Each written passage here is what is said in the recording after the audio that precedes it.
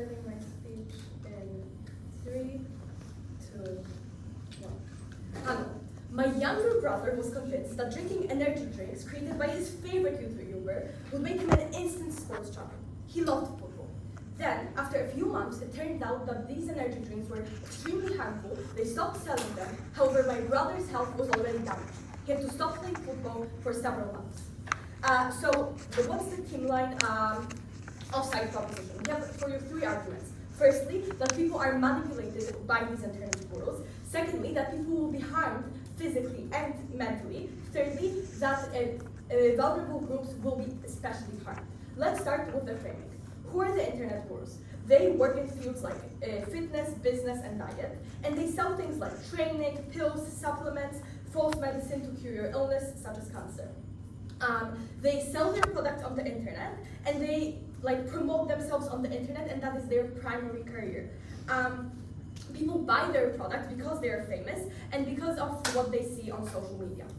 On the contrary, there are also real life experts. Who are those? They work in the same aforementioned fields. However, these real life experts work in actual gyms, work as dietitians in clinics, they write books and publish them. I'll take the point. Hyperbolic or potentially misleading products will be sold on both sides of the house because that is also one of the dominant strategies of many companies. Thank you. I'll respond that in a second. So on our side, you can talk to these real life experts. You can recommend. You can also talk to them online, but this would be like actual consultations that you normally have with your doctor online, where they recommend different gyms or diets and stuff like that. Now, responding directly to the POI asked, real life experts have expertise in their fields and sell legitimate products. Why? Well, firstly, because to work in places such as gyms or clinics, you need qualifications, you need university degrees.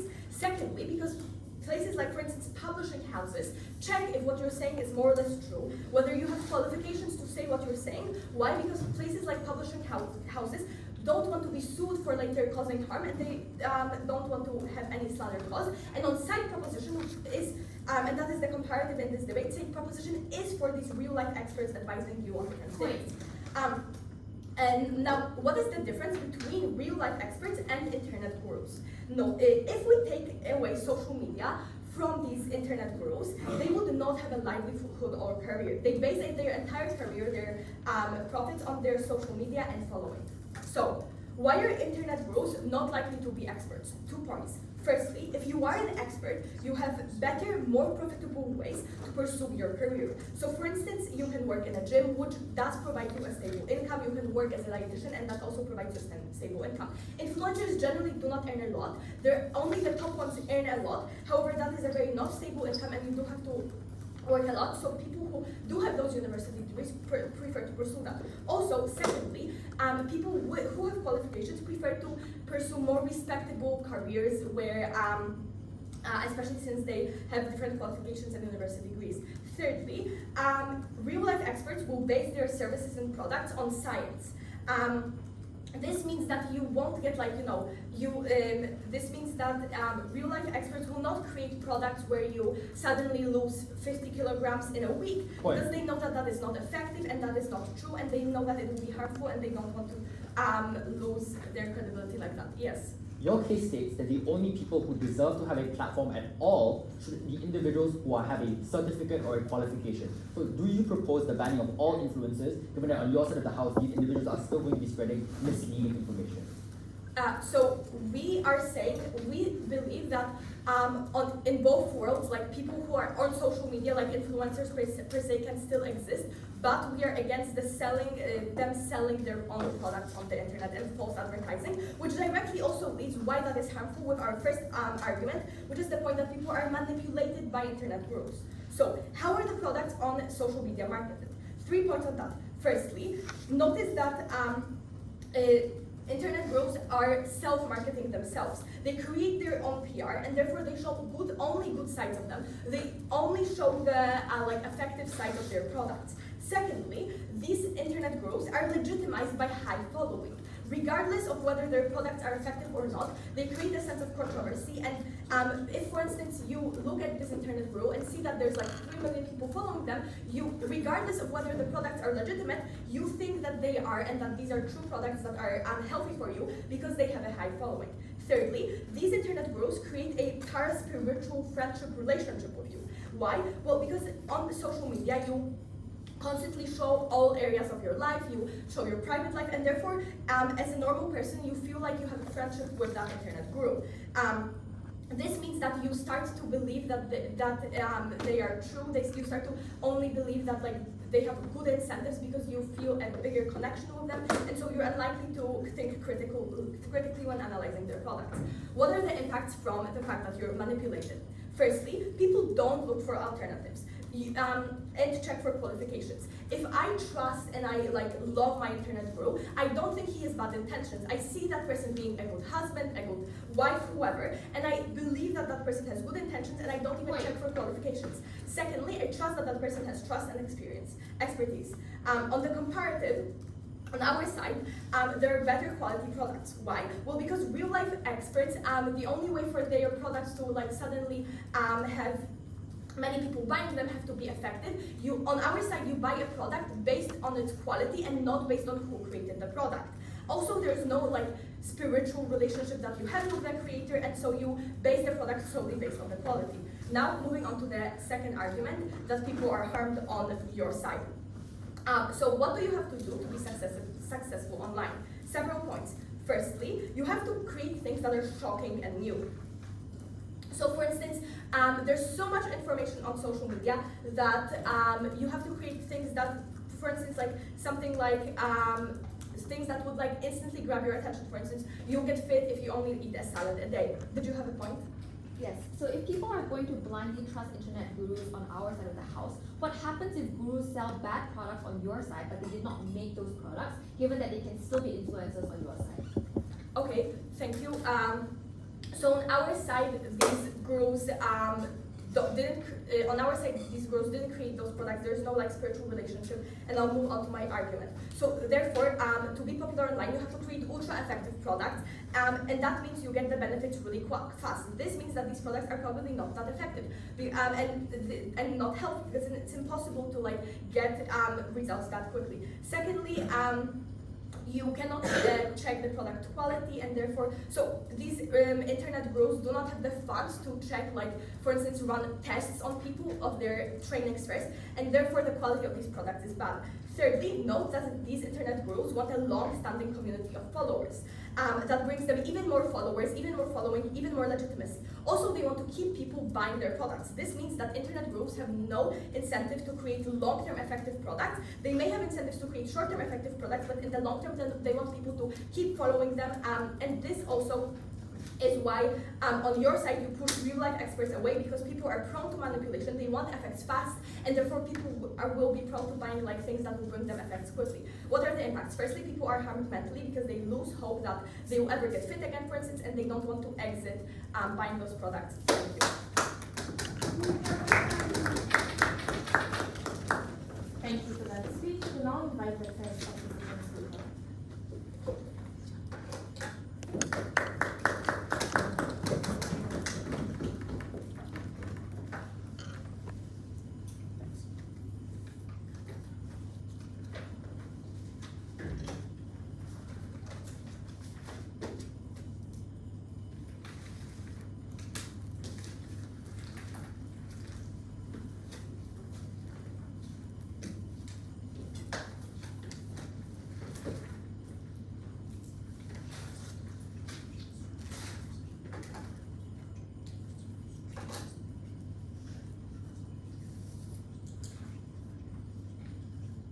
Is it all right if I speak at this volume? Yes. Great.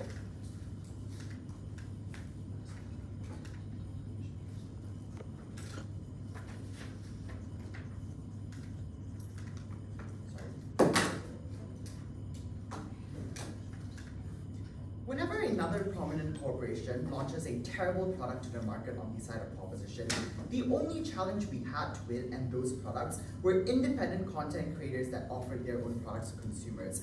Internet gurus are the lone vanguard against the overwhelming monopoly that comes having the status quo, yet proposition would destroy the strongest check and balance we have against them. We're so proud to oppose. Before substantive and reputation, onto our setup, 3 things. 1, who do these internet gurus look like? Because I think proposition is extremely disingenuous in their characterization. We think they encompass a broad range of industries and fields, for example, cosmetics and skills teachings. But there are 3 characteristics that underline them. 1, they're largely grassroots. So originally they started off small and independent, and then based on public demand, they grew to have strong consumer bases. So for example, we're talking about Chloe Ting and Johnny Harris. Secondly, we think there's a huge diversity among these gurus themselves. So they're not just a monolith. You have black beauty creators, you also have like minorities who are pushing out fitness products, as they say. And finally, they exist on different platforms. For example, Patreon, YouTube, and Telegram. Secondly, what is the actual context of this debate? Because I think proposition fails to understand it. Note panel, legally, all products that are sold on the market need to pass a base level of certification. For example, if you want to sell a medical product or a fitness product, you need to submit the good to the FDA in order for you to be verified. So this actually takes up a large part of their case where they say you're going to be selling phony products on the market that are already harmful. But more importantly, the areas where these individuals sell goods and the expertise is considered subjective because it's dependent on how the consumer perceives it. For example, there's no objective way to determine how good of a makeup artist you are. Beauty is subjective, which is why when it comes to these industries, it's more often than not left to the consumer. Lastly, this debate isn't about who can suppress these systems of capitalism because they'll exist on either side, but uniquely on our burden. Insofar as we prove why the democratization of consumerism uniquely happens on opt, we win. Their burden that they undertook is far higher because they need to prove why in every single instance these internet gurus are subject to the harms they outline, otherwise they have no case. Into reputation then. My first comment is regarding your setup. I'd like to note that companies are still profit incentivized on their side, meaning they adopt the exact same marketing tactics that the internet gurus they say will do. 1, let's challenge these real-life experts to begin with. We are not contesting that they have knowledge, but whether or not they choose to integrate it into the product is what we choose to contest. Here's the parallel. Many hospitals have health experts, yet the pharma lobby in the US exploits these doctors to be used as a conduit to do things like fund the opioid crisis. So more often than not, it doesn't matter if the knowledge you have is good, the issue is that companies are going to weaponize it and use it to trick consumers into believing their products are good. Secondly, they give the exact reasons as to why independent creators don't want to misinform their consumers. If you get sued, if you can get public blowback, that's the exact reason why you want to harm your consumers to begin with, because you as an individual are far more vulnerable to public blowback than a corporation on their side. The first argument is manipulation. 1, their case is just unnuanced to internet gurus. Companies can do things like leverage on brand image. They don't need to care about their consumers. That's exactly why they'll do the bad things on their side. The second thing they say is that a parasocial relationship. This actually works better for accountability because when gurus tells you that when guru harms their consumers, that is exactly when they betray their promise to treat you good, which is why they're subject to more blowback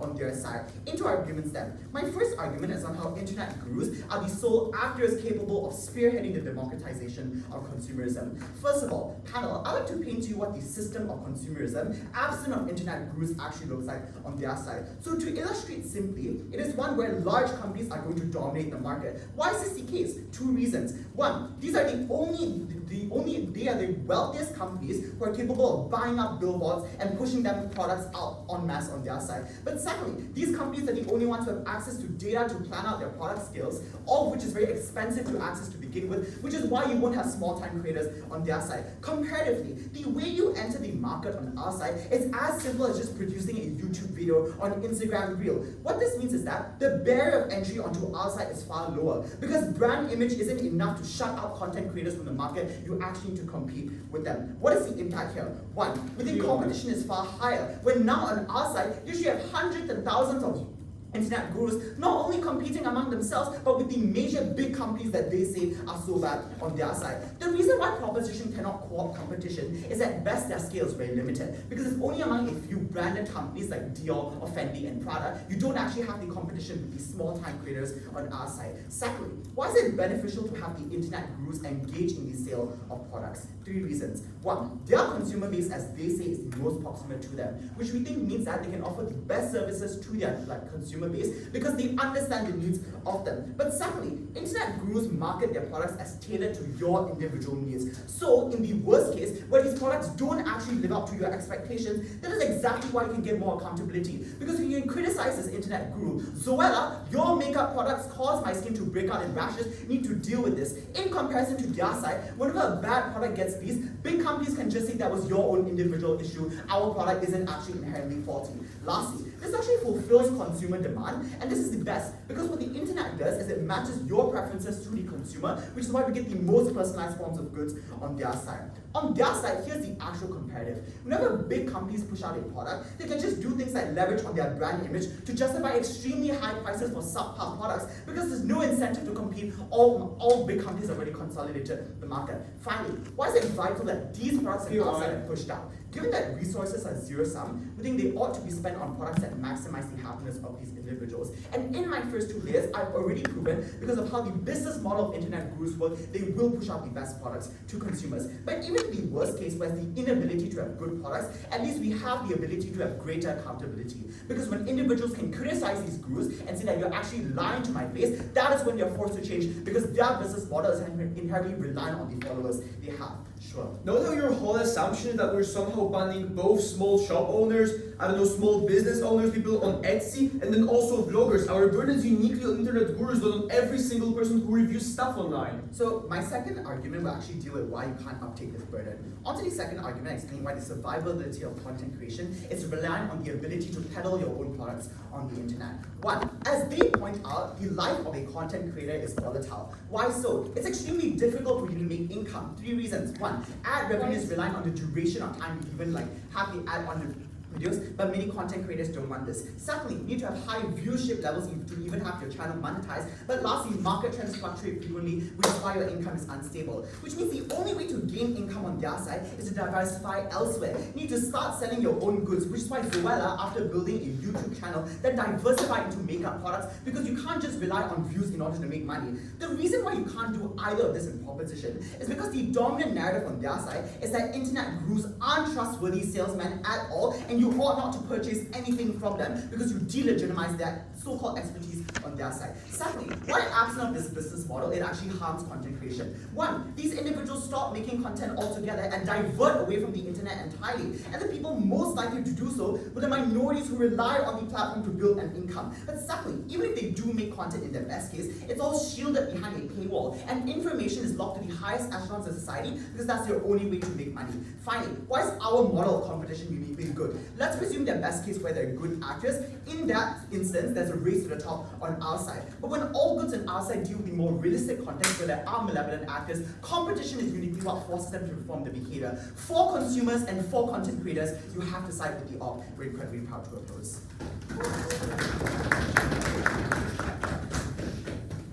Thank you for that speech. We're now going to have the second proposition speaker.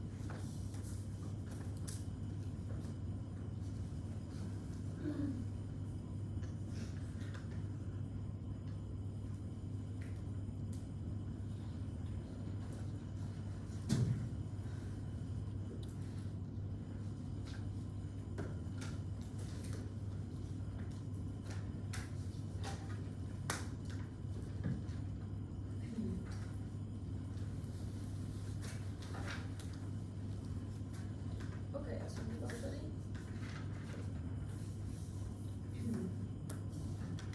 So starting my speech in 3, 2, 1.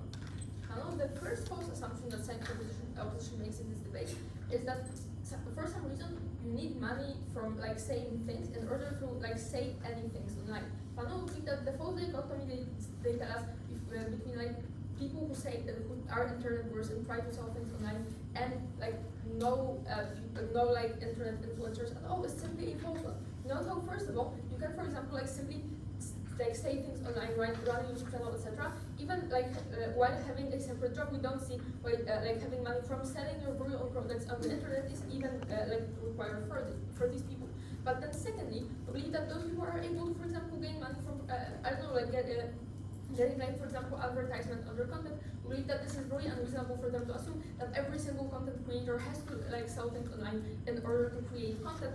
At this point, we believe that their arguments about checks and balances are simply very like simply like ground. Simply at this because like at the point at which there exist independent content creators who are simply like can for example review products or like talk about why companies are manipulating people. We do not see why those people ever needed to even sell their own products in order to gain ground. Secondly, then on the number of alternatives, once again, a false dichotomy painted to us by side opposition is that well, there are only the bad products from the companies and the good products from the internet gurus.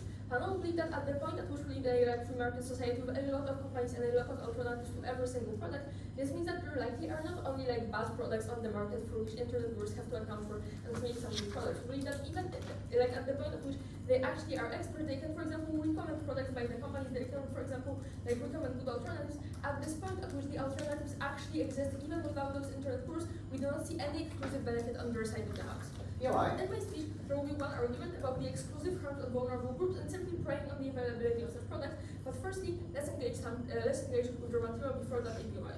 So your case is a tension. If these gurus don't have expertise, assuming your first argument is true, why will the public have an incentive to listen to them if the science expert says that they are wrong, you can't challenge them? First of all, we literally told you this at our first speech. We tell you why the thing that legitimizes them is simply the huge following they have managed to gain online. We believe that at the point at which you see a person who is literally marketing themselves with the fact that, well, like 1,000 people have already trusted me and said that my products are good, we believe that at this point people are likely to trust those people. But we also tell you why this advertising is very likely false. Now, at the point at which your only source of knowledge about those gurus is their very own YouTube channels, their very own Instagram like content, etc., they are literally in full control of everything that is said about them. We believe that they can, for example, like change the comments under, like for example, delete all the negative comments under the YouTube videos simply because they are like simply in control of everything that's said about them. The comparative is that at the point of companies where there actually aren't like at the point of internet gurus, we believe that it is impossible to simply like criticize them online simply because there is like at the point at which there are like hundreds of them, it is simply like really hard to criticize them everywhere else and actually like reach their audience. We believe this means it simply gives them monopoly over everything that's said about this. This simply doesn't apply to companies at the point at which they have this wide following over the whole market. So now going into once again, they were building to our cases. They simply give us few major points of rebuttal. Firstly, they tell us, well, those gurus cannot harm their consumers because of the public blowback. First of all, I've already dealt with this case, showing to you why those internet gurus likely don't face this public blowback and also simply at the point at which they can delete it. But then secondly, panel, we believe that their point about like this personal relationship, meaning that there is actually more blowback, simply doesn't have ground. Panel, at the point at which you simply think that this person is friendly to you, you simply think that this person is trying to help you at some point, we believe that at this point you do not want to criticize them online simply because of there's some kind of loyalty to this person. At the point at which you actually believe that they have good incentives and that they're actually trying to help you, even if you see them failing, you do not want to like harm their reputation, harm their reputation online, simply because you think that this is another human being that's actually trying to do good for me. And the comparative at the point at which companies are simply like this huge this huge entity that isn't connected to a personal level, you're way more likely to actually criticize them at any point. This response doesn't tackle the actual incentives and the actual perception of those internet groups. No, thank you. Now, secondly, actually engaging with your own point about the democratization of consumers and more accountability.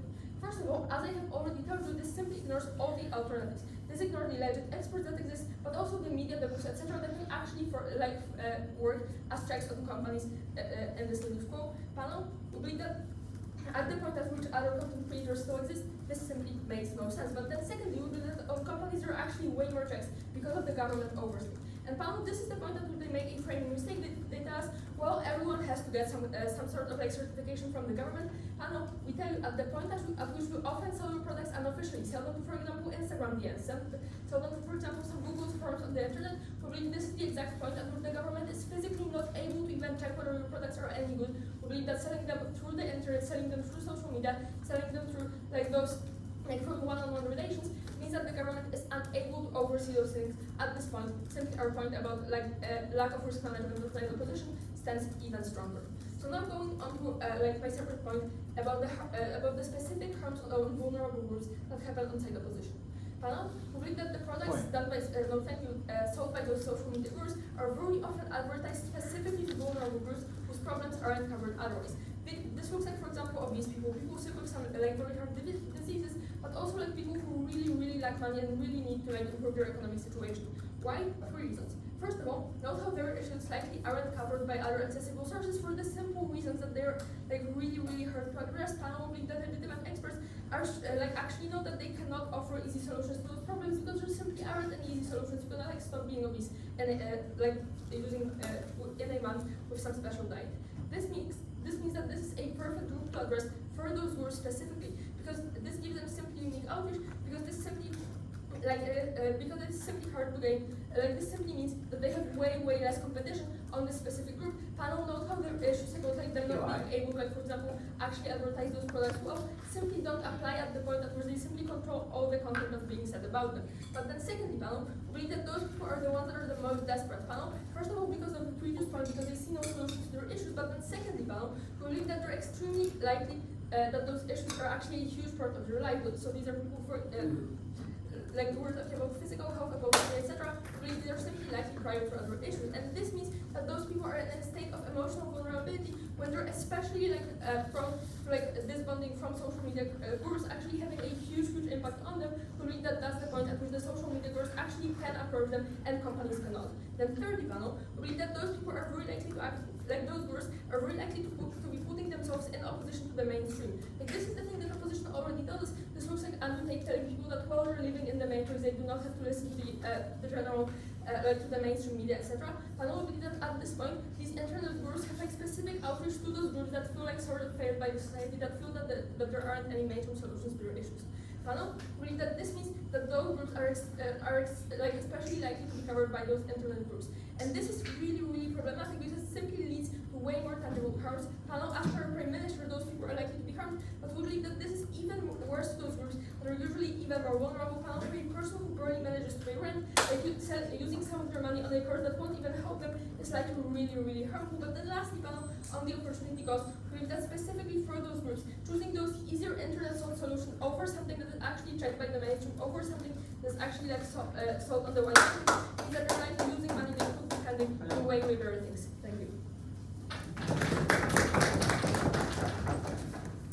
Thank you for that speech. Now on the second opposition speaker.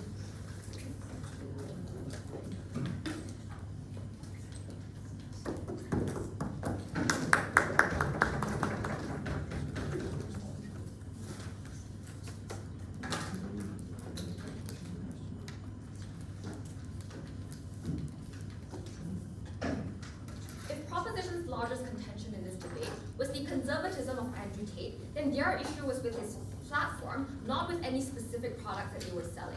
Proposition's case in this debate was largely soft, or we're going to prove with issues why they don't even solve the burden they outlined from first. Before I talk about 2 issues in this speech, I'm going to deal with why Proposition's case is soft in 2 fronts. One, insofar as they still want to have influencers sell their own products, they cannot have their accountability mechanism against companies. If these influencers are so pernicious, so callous, and so ignorant that they're always going to sell bad products on your side of the house, it's not going to make a difference whether or not you make the product, because you're still going to sell bad products because of company endorsement, because you need the money from these companies. This response is crucial because all of their responses to our harms from first about corporate complacency are contingent upon the goodwill of influencers influencers to hold them accountable, and contingent upon the ability for the influencers to hold them accountable. Insofar as that is intention, all our arguments from first stand. But secondly, if as their POI implies, and they still want to have small business owners, we would posit that a vast majority of the Etsy shops that they talk about are in fact built on that kind of internet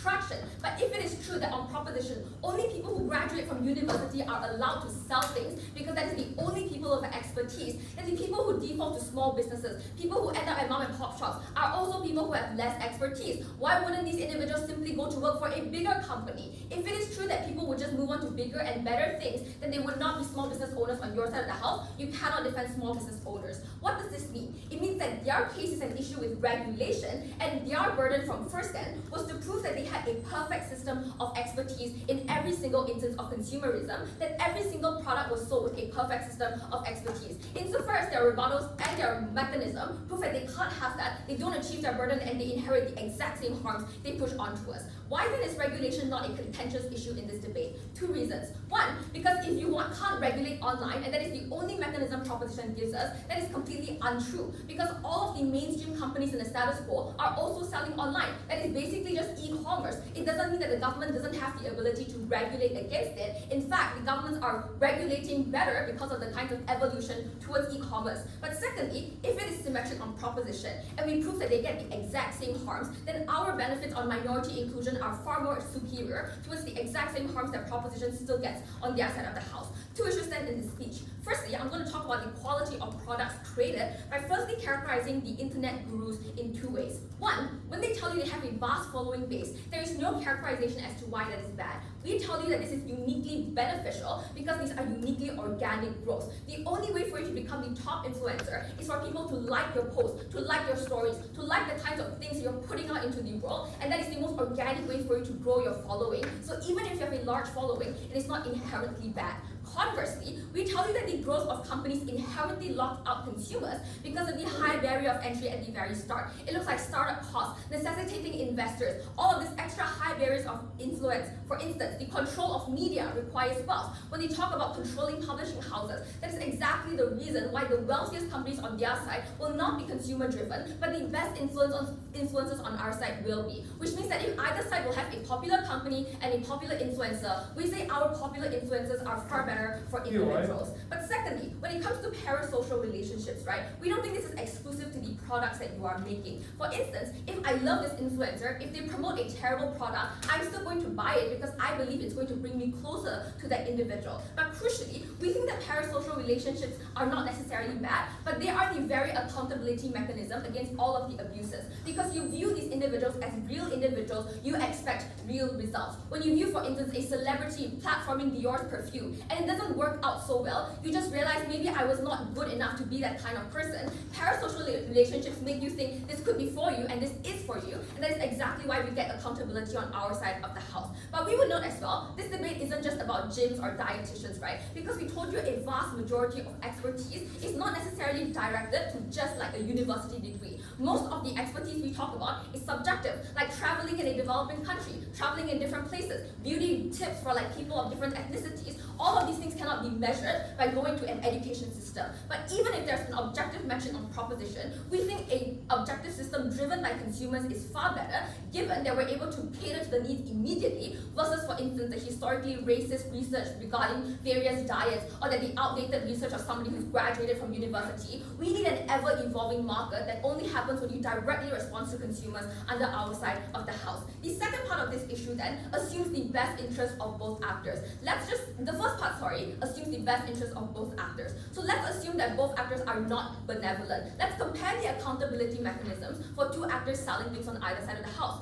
On proposition, they only rely on companies, i.e. brand name, i.e. the illusion of perfection and expertise, and they can always win in a legal battle. So let's say the companies do rely on proposition, which we've proven that all of your analysis regarding like sensationalization proves that they will. On your side, they can just cover up the scandals. They have a lot of money to cover up, to sue individuals in order to prevent that kind of accountability. It doesn't respond to the issue on publishing houses not wanting to publish lies because the companies literally control the publishing houses. Dior also just runs their own advertisement, so they don't need a publishing house to hold them accountable. They have money independently. The difference on proposition then is gurus are easily replaceable because of the oversaturation of gurus online. And the parasocial relationship is exactly why you're going to hold them to a greater regard, because the betrayal then hits far harder when the product fails you. It looks like criticizing the merchandise of YouTubers as low quality because you expect more from them, because you put expectations onto them by virtue of the parasocial relationship existing. Before I go on, I'll take a point.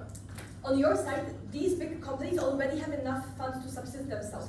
These small influencers need money right now, and so that is why they are more likely to sell like things that will get money, that will get them money right now, shocking things because they need the money, whereas companies already have a lot of profits and they don't need like to sell things right now. So exactly because companies can subsist, that is why they don't care about the long-term investment of consumers. On our side, the influencer also needs to live for another 20, 30 years. So they are going to care about their consumer base for a long period of time. That is exactly why they will invest into making good products to build their name over a long period of time. Second issue then on the concept of minorities, where I'm going to integrate my third substantive. And I think the market without the internet gurus are always inherently exclusionary for two reasons. One, because the business strategy of companies is to maximize profit as they outline through expanding their consumer base, because as we told you, they need to answer to shareholders and investments. Therefore, if the cost of investing into each shade of foundation is symmetric, then you're not going to get things like for darker skin tones or for the undertones of Asian skin colors, because that is not a valuable investment on proposition. Next, why are the products created by internet gurus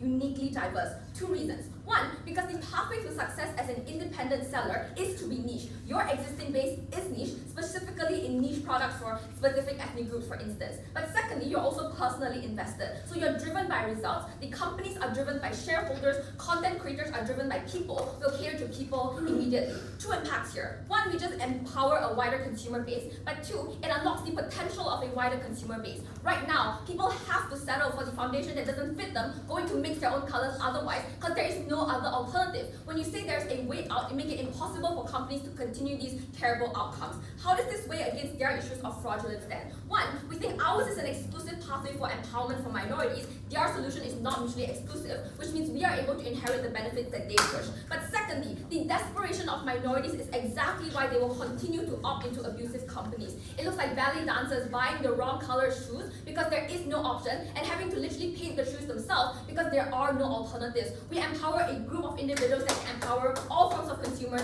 and all forms of purchases. Thank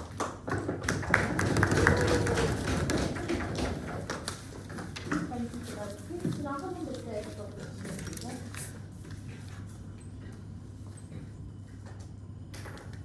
I'll be in a second. Wait a minute.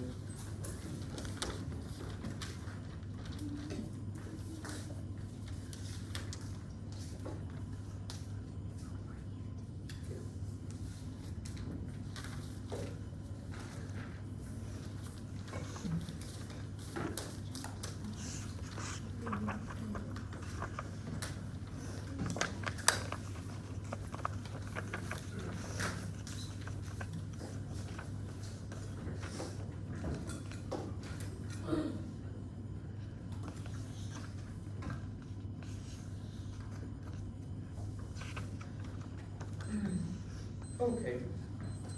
Do we not have the timers go off during this video? They are horrible.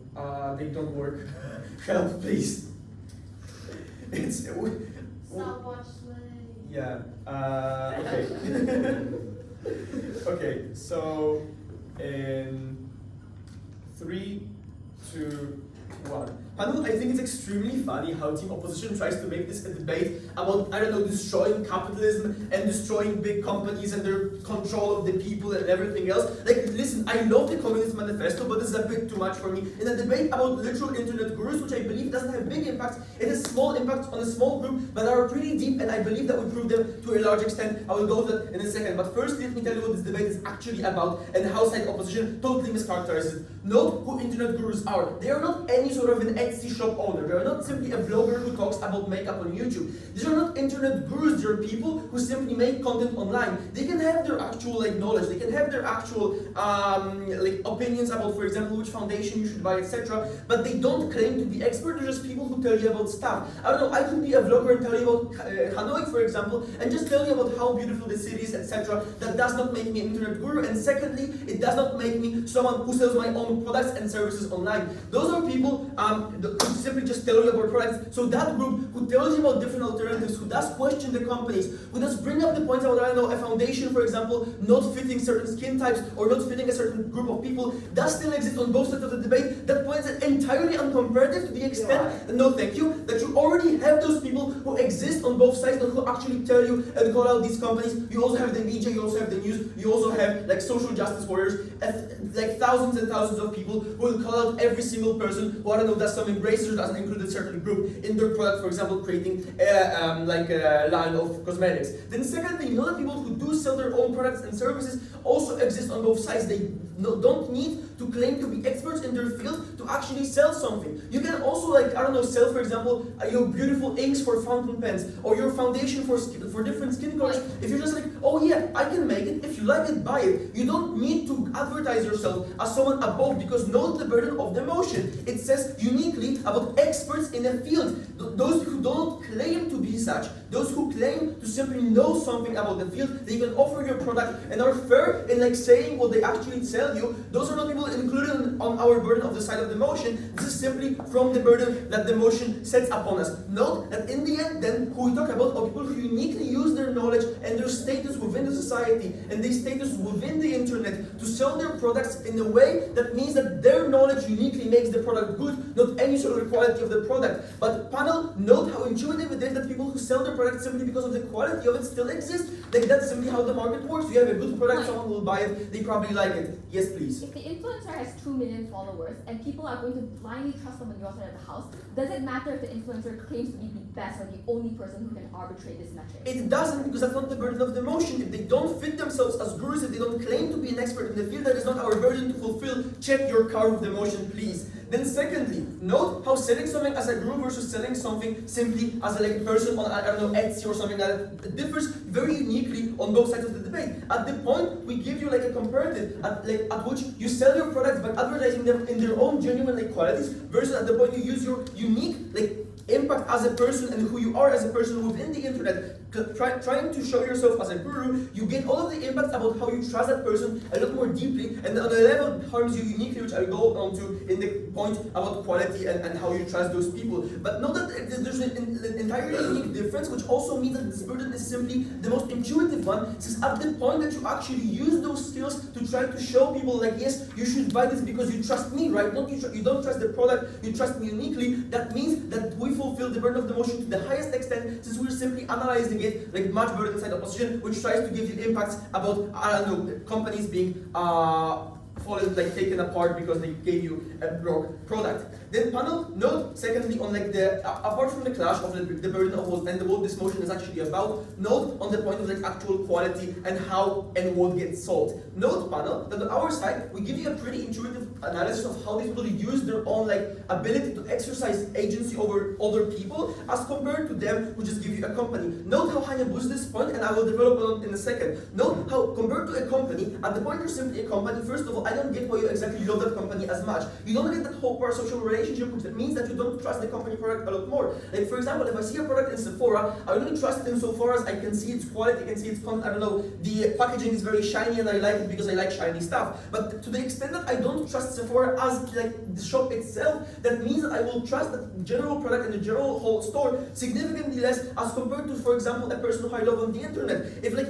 a famous Polish YouTube food vlogger would tell me now, oh yes, buy my product, I would probably believe them to a higher extent since, for example, I like them, I empathize with them, they give a message about things that I like and I uniquely believe in. To that extent, I believe our analysis of how you trust companies versus how you trust those gurus is very unique, and insofar as we prove to you that those gurus have a higher leeway over people who they try to sell stuff to, I believe our impacts about being manipulated and that also principally being simply wrong still stands within this debate. But then secondly, note how companies are uniquely differently dealt with as compared to those gurus. As I already told you, they sell stuff in a totally different way. But then secondly, note that since people don't really like them and don't really have an incentive to like them, like I have zero incentive to like Sephora or something else, at that point, I have a lot more incentive to simply call it out on every single bad action actually takes within the world. If they messed up a certain line and I don't know, give us something unsafe, for example, to use or to eat or to drink, I will call them out much more easily because I don't really have any sympathy for them. I can't say, oh yeah, that's their bad, like it can happen to everyone that someone messed up the product. No, it's a huge company. company that actually made something really, really bad that messed up our whole life. And then secondly, the government has the agency over these companies that's a lot bigger than over an individual. Know that in terms of gurus, there's thousands of them. In terms of companies, there's hundreds of them. And the scale is totally different. There's a Sephora on like every second corner in Warsaw, but there's not a guru on every single corner selling their stuff. And even if they were, they're totally separate people as compared to Sephora, which is simply one is like particular company, or I don't know, a certain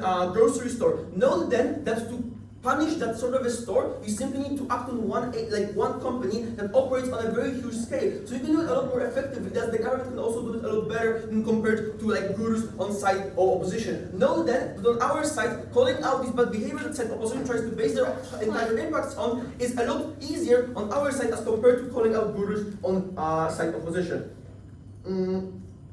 Then, lastly, note about what we believe is the most important impact within this debate. We believe that even if you buy the whole point about companies being racist, about selling like foundations without like proper skin tones, etc., which we believe that still like happens either way, like companies can be very bad for people, and sure we can call them out a little better on our side, but even if it actually happens, note the depth of impact. At the point we prove to you that at least a single person is harmed uniquely because they have an alternative to, for example, get cancer treatment, but instead they believe a guru who tells them that it can actually heal them. Or a person doesn't take an alternative of going to the gym and actually trying to exercise healthily, but instead does something that the guru has told them and believes that they will actually lose weight and be healthy now because of it. At the point we prove to you that at least a single one of those people exists, that's such a much higher impact than the impact of, for example, a company being racist or an impact of a company not selling you the right foundation. I still believe that at the point that you simply probably can, I don't know, search a different foundation, a different store, or just live without a cosmetic, at the point that you cannot live, for example, without proper help on our side of the debate, I believe we take it at the huge scale, at the huge depth of impact that we provide to you on very vulnerable individuals who can have alternatives on our side, but on side opposition, they are uniquely taken by those gurus and claim that they are the best and most competent at solving their problems. For this reason, I'm so proud to propose.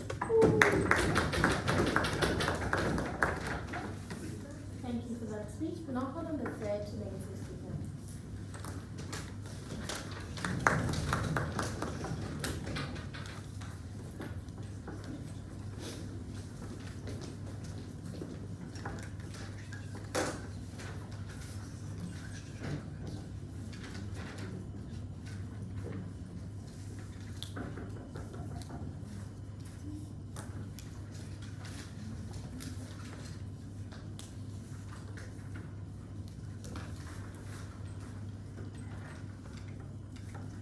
At the end of the day, side proposition's burden in this debate is not just to rattle off a list of potential harms of internet gurus and then call it a day.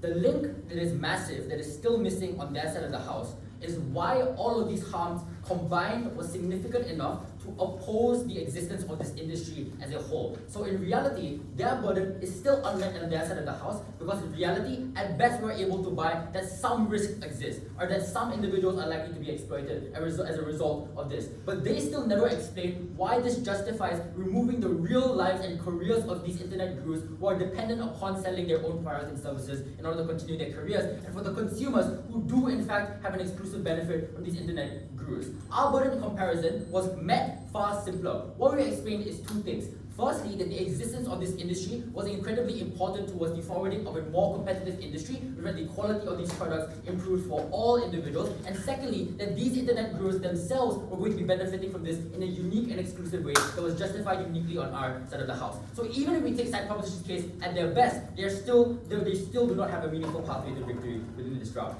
But in reality, let's do a few things in this speech. The first thing I want to talk about is one of side proposition's largest harms in this debate, which is basically the front of their case, which is that the risk of internet gurus selling harmful products is something that is significant.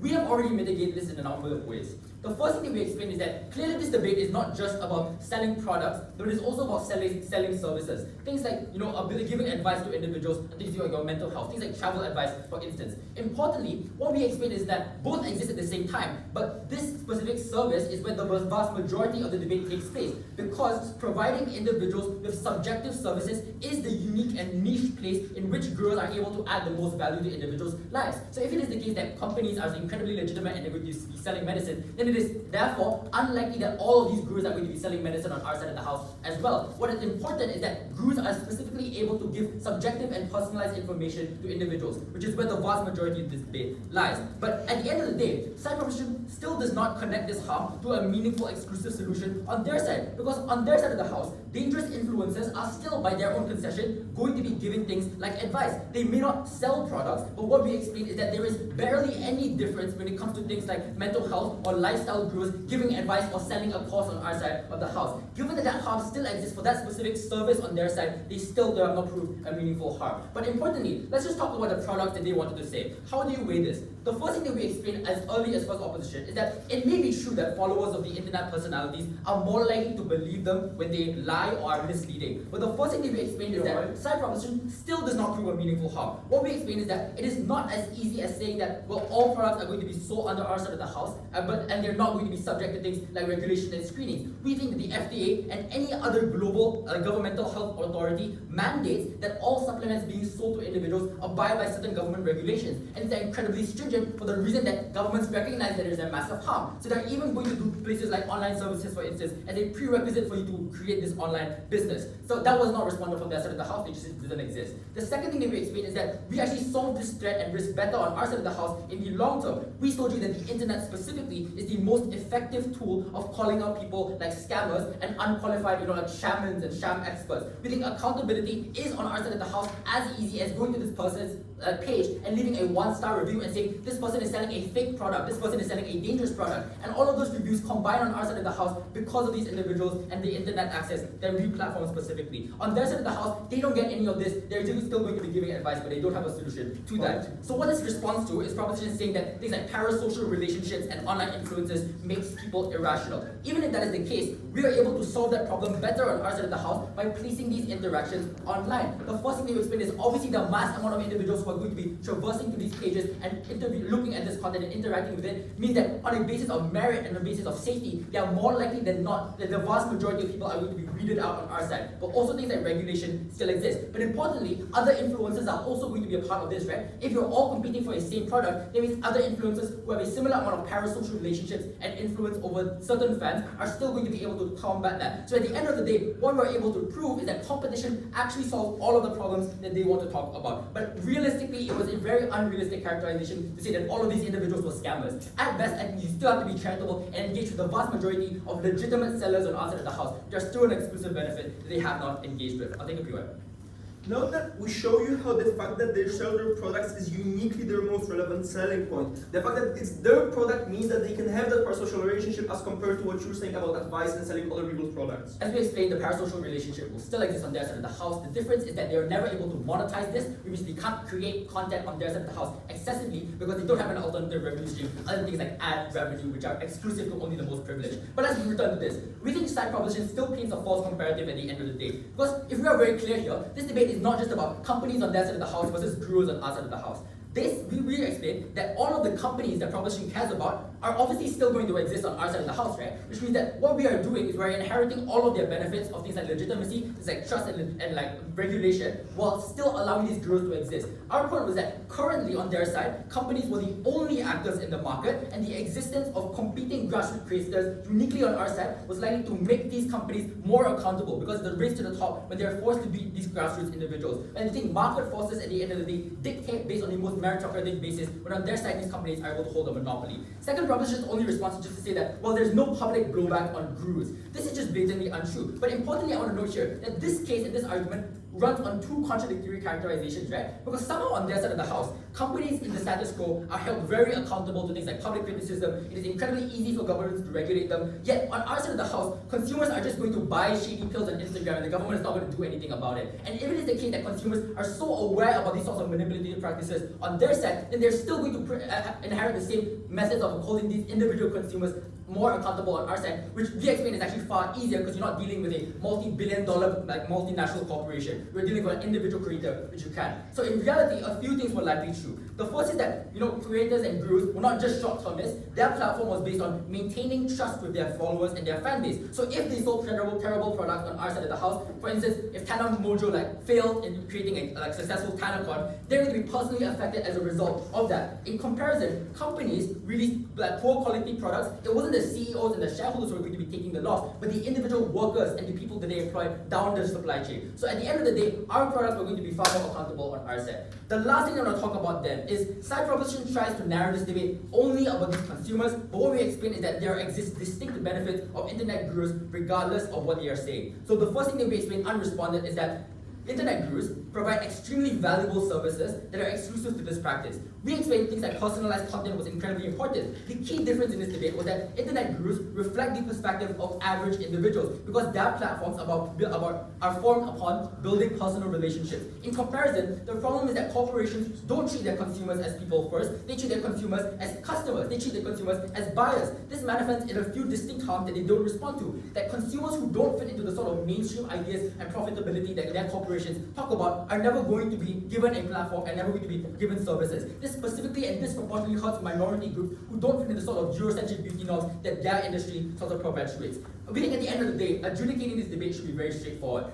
The vast majority of side proposition's case is highly unspecific to internet gurus, and as we explained, their first argument about manipulative advertising is probably true for all other sellers in the economy, including the corporations they want to protect. At the end of the day, side opposition is the only team in the round just proven an exclusive harm and a benefit, which is why we need to take this debate very clearly. Thank you for that speech. We come to the end of the substantive speeches. We'll now call on the reply speaker from the team opposition.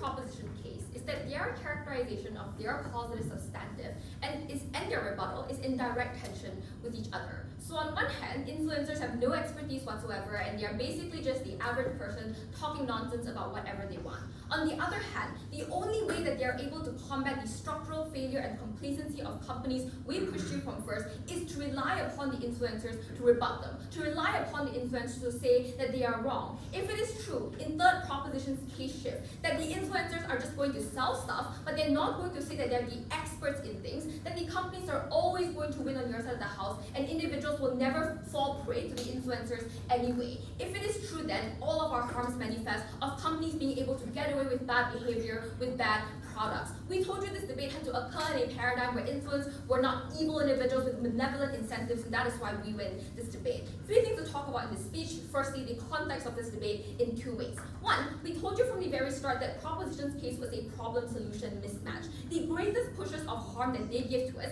is very quickly mitigated by the concept of regulation. The only mechanism they give to us is you can't regulate e-commerce, in which case literally every single modern company would evade regulation and every single modern company would be able to scam their consumers as proposition outlines. But secondly, I think we need to expand the horizons of what this debate is about. It is not just about pure objective scientific gains, because we told you about two reasons. One, because a consumer base that demands for results will always correct for the inefficiencies of failing products on proposition. It means you won't buy it twice, you won't buy it again, you won't give them credibility, and then the science will always win out because the science means you get good products. It is not about science or a university degree. We said it was about objectively good products. But secondly, we also said that this debate was more relevant in instances where there wasn't an objective metric. So on proposition, if they can't tell us about a makeup school that someone should graduate from in order to have expertise, not a single person can sell any makeup on proposition if that is the case they want to push. The debate then on proposition might, as third proposition claims, have limited impact, but that is only because proposition from the start decided to limit the debate to only being about gyms and dietitians. We never pigeonhole ourselves into a single industry. We said this was about the democratization of consumerism and accessibility of all products across all industries. But secondly then, on the quality of products in three ways. One, we told you that the entire case on proposition is premised upon the utter ignorance of consumers through cults of personalities. We had two responses. One, the cult of personalities was symmetric because they would be using the faces of celebrities in advertising, which is now worse because we told you about how if cult of personalities were symmetric, the debate is about how the followers existed, where the cult of personality came from. Our followers came from objective organic growth by virtue of you being a good influencer selling good products. The influencers on proposition became popular because of a great degree of initial capital investment to control advertising and media, because they were able to get the most famous celebrity on their cover. And if it is about the naivety of consumers, we win out because they in fact manipulate individuals more. Secondly, desperate people also buy diet pills. Desperate people would do horrible things on either side. It is about accountability mechanisms, which we told you is far better on opposition, because the parasocial relationship means you care about results, you care about individuals, you believe the company and the influencers is made for you, not the other way around. And the lack of resources just means that influencers can't cover things up, they can't sue companies, and they just have to take accountability as it is. But lastly, on the issue of minorities and vulnerabilities then, crucially, we told you that the barrier of entry into industries on proposition were very, very difficult, which means that individuals didn't even get the opportunity to explore niche fields. When they enter the industry, mechanisms for success are also inherently discriminatory on their side. You need wealth, you need capital, you need investment. All of those things are difficult to attain in the media corporations, but on TikTok, all you have to do is have the best video, the best product, and that is how influencers win on our side. The conclusion of this debate is simple. Prop wants to prevent people from buying into cons, but we've proven the harms are symmetric. What is exclusive in this debate is the democratization of consumerism and the accessibility of goods and services.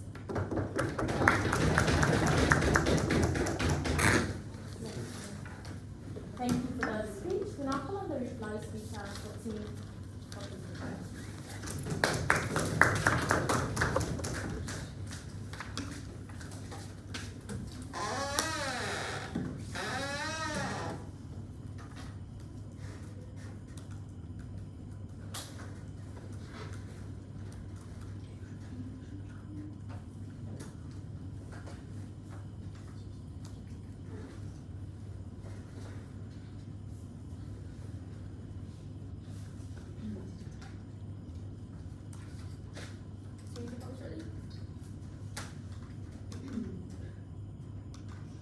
Side opposition within this debate bases their entire case on an entirely unreasonable framing, then fails to respond to our to us pointing out multiple times why it is entirely unrealistic. Panel, note how they assert that companies never care about customers, even though they literally also need these people to buy their products over and over again. Note how they assert that there is no market competition without internet gurus, once again never engaging with the idea of, well, there being multiple companies with varied customer bases, and also without those groups. They assert that there is no media that could check on companies and no people that could actually state that these companies do bad things. At this point, we believe that they firstly debate in the vacuum, thus losing on the uniqueness of impact, but then secondly, lack comparative and a huge majority of their points, at the point at which they fail to prove why any of those problems actually exist in the status quo. So, in this reply, I'll focus on one issue of the depth of impact. I believe that we're the only side that is actually able to prove to you any actually deep impact. So, first of all, note how the opposition best case looks like. In their best, some extremely small minorities get products tailored to them. And panel, note how at this point we don't even hear why this is true. Once again, operates in some world without small companies or varied customer bases. Panel, but then secondly, note how at the point at which their impacts reach any significantly large group, we believe that it is very likely to be accommodated for by the market itself in the status quo already. That's what we tell you from our first speech. And this means that their impact, even in their best, is extremely, extremely small and works on an extremely narrow group. Because insofar as there's 1/3 of the world population being Asian, we see no reason as to why there would be no foundation for those people. We think that the market itself is able to accommodate for that just fine.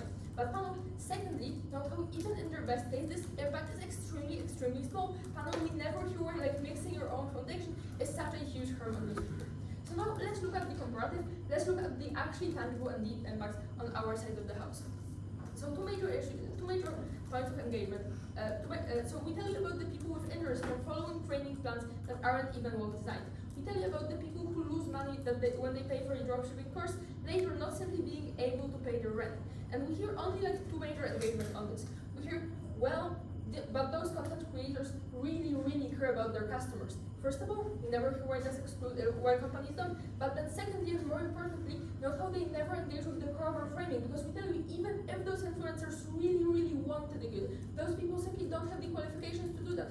We believe that you can design a bad training plan or do a bad foundation that actually messing up people's skin, even if you really want to help them simply because you have no qualifications, simply because you base your selling points on your following and not on the fact that you're actually qualified to sell those products. So, at this point, we say the opposition never even engages with the core of this point. But then secondly, at the second engagement they tell us, well, but those people are regulated. Note how once again, they never engage with the core of this point. Because we tell you, you can set up an Etsy shop without any oversight as the government can check like hundreds of thousands of those internet groups. When side opposition simply asserts regulation, they never address the core of this point, which is the fact that the FDA is never able to even reach those individuals at the point where they have like no actual shop or no actual e-commerce platform, at the point that they're very likely to actually be selling those products really informally. At this point, we believe we managed to create a very unique harm on our side by proving to why even if the FDA had those regulations, they simply aren't able to reach all those individual influencers. At this point, we believe all of our very tangible impacts stand in this debate. And even in absolute side opposition's best, when these people have literally no alternatives to those products, which will prove they most likely do, we believe it is better to not have such harmful products at all. We tell you, lastly in this debate, we tell you, the higher entry barrier, even if it might sound bad, they're simply very necessary to protect the most vulnerable groups against actually harmful products. That's what we stand for on side proposition. Thank you for that speech and thank you for the debate. Please cross the floor and shake hands and excuse us. I'm going to the washroom. Sorry for this. I'm going to send this.